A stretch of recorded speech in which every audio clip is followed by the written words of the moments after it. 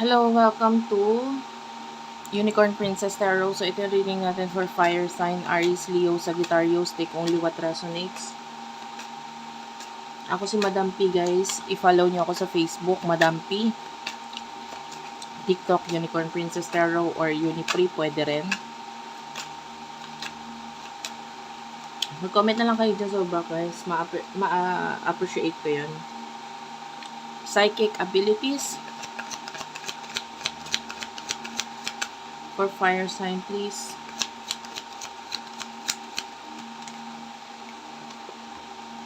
Fertility. Okay, so nakikita ko dito, alam mo, meron kang psychic ability or spiritual na knowledge na kailangan mong gamitin. Kasi with the fertility, nakikita natin magbubunga to eh. Example ng mga psychic ability na yan, yung intuition mo, lakas ng pakiramdam, you have to use it. No? Dahil ito, magiging maganda yung balik nito sa'yo. For example, there's a place na gustong-gusto mo puntahan, nararamdaman mo, dapat mo puntahan yung lugar na yon. Do it. Pumunta ka doon. Diba? Kasi itong lugar na to, or itong gagawin mo na ito, lalo na kung naramdaman mo na talaga na ito ang dapat mong gawin, ay magbibigay ng transformation sa'yo. Person nakakonect mo, sino to? Person nakakonect mo, you do have your beauty and life purpose. Okay, so sa nakikita natin dito, there's a person who really admires you a lot. And I feel like nakikita ka niya, napapansin ka niya, kahit hindi mo, I feel like mararamdaman mo yun eh. Yung parang, yung iba sa inyo, this could be a person in the past. Mararamdaman mo kung ano yung ginagawa ng person na ito sa'yo. Like kung siya ba ay nakamatsyag, nakamasid, or nafe-feel mo, bakit ganito pag ako nag-i-story, pakiramdam ko nakikita niya to, ganun. Especially sa inyo na alam mo na meron kang psychic ability, na meron kang abilidad na spiritual, no? Malakas ang intuition, pakiramdam, no? And yeah, this person is really attracted to you. Yung iba sa inyo,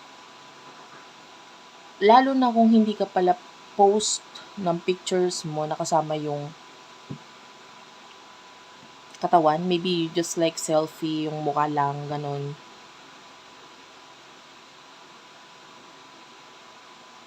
And itong person mo is really attracted to you. No? And kahit hindi mo ipakita, or kahit makita niya, it doesn't matter kasi this person likes you for who you are, kung ano ka.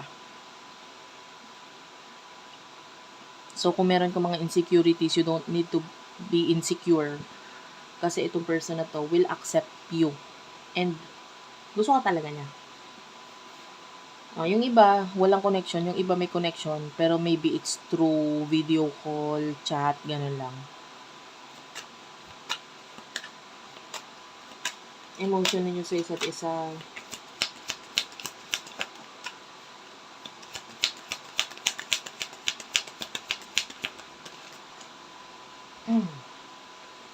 You do have here lighten your load and transformation.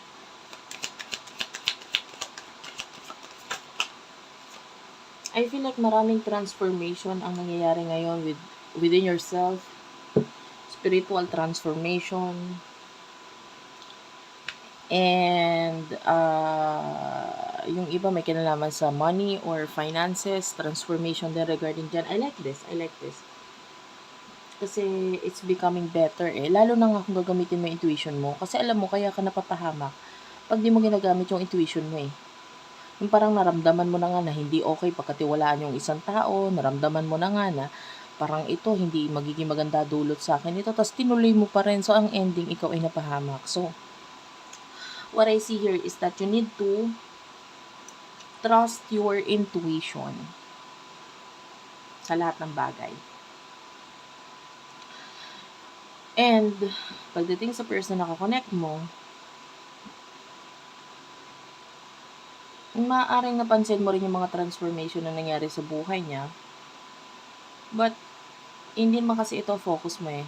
You have a lot of things to do right now and you're really busy, overloaded ka na, yung iba sa inyo, ang dami mong ginagawa na parang busy na yung utak mo kakaisip. Kaya parang hindi ka na para mag-isip dito sa person na to.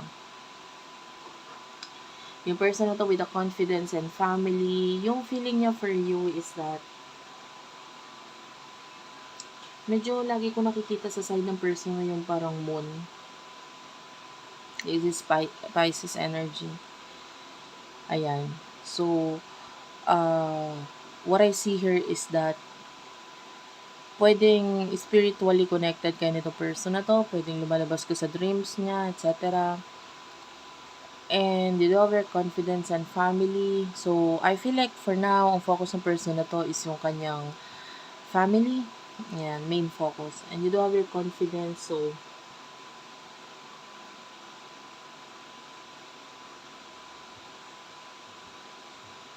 I want to clarify this. What's with the confidence?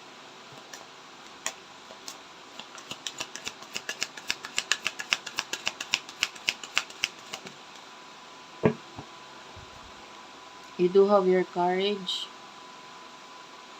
So, yung person mo, emotions niya for you, ayan na. Nabanggit ko yung dreams kanina, lumabas siya sa bottom of the deck.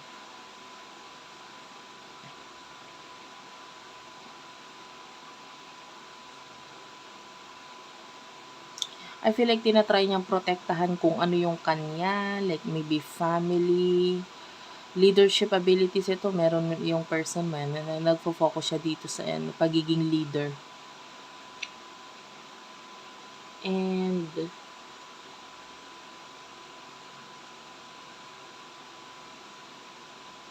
I feel like this person sees you as a prey. Alam mo yon, there's a lion and the prey, yung kanyang kakainin.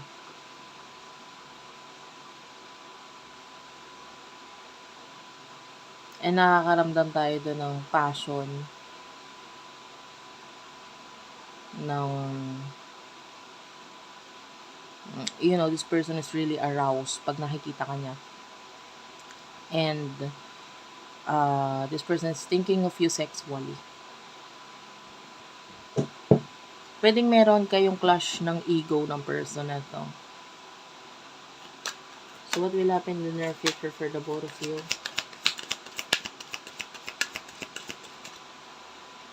You do have your career and compassion. Nakakita ko ng puro letter C itong nakukuha ko na. So maybe you do have C on your name. Okay lang kahit wala. Or maybe sa buong pangalan mo ha. Pwedeng dalawa yung C. Halimbawa, yung pangalan mo tsaka apelido mo. Pwede may mga C dyan. A lot of C is here. Or if kung hindi ikaw yung person mo. Graving and inspiration. This person is not happy in the future. Meron tayong nakikitang bunga pagdating sa iyong career, transformation pagdating sa iyong career, compassion is here, you will be spiritually aligned. Maganda to kasi ginagamit mo nga yung spiritual knowledge mo, etc. And you are becoming whole as a person. Wala ka nakikitang kulang sa sarili mo whatsoever. And I feel like mas magiging malawak pa yung knowledge mo with regards to spirituality.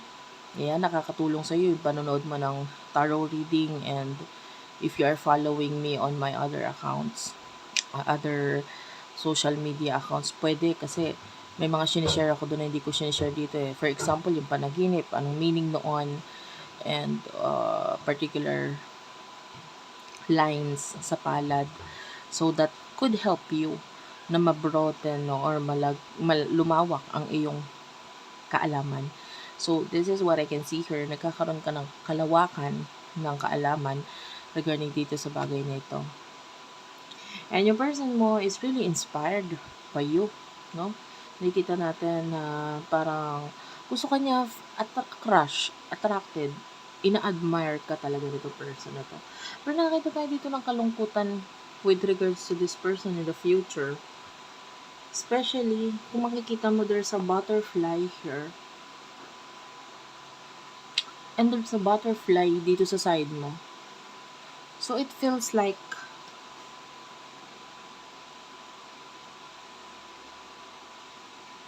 kahit ano yung kasing gawin niya parang ikaw at ikaw pa rin yung napapansin niya or hinahanap niya. Like that.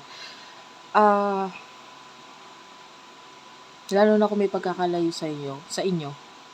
Kahit anong gawin niya, parang hindi niya makita yung happiness. Kasi, this person could be lagi kanyang nakikita sa social media or maybe may nakakapagpaalala sa kanya, sa'yo, na nagiging dahilan para lagi kang maisip, makita, maalala nito person na to na nagiging dahilan para malungkot siya.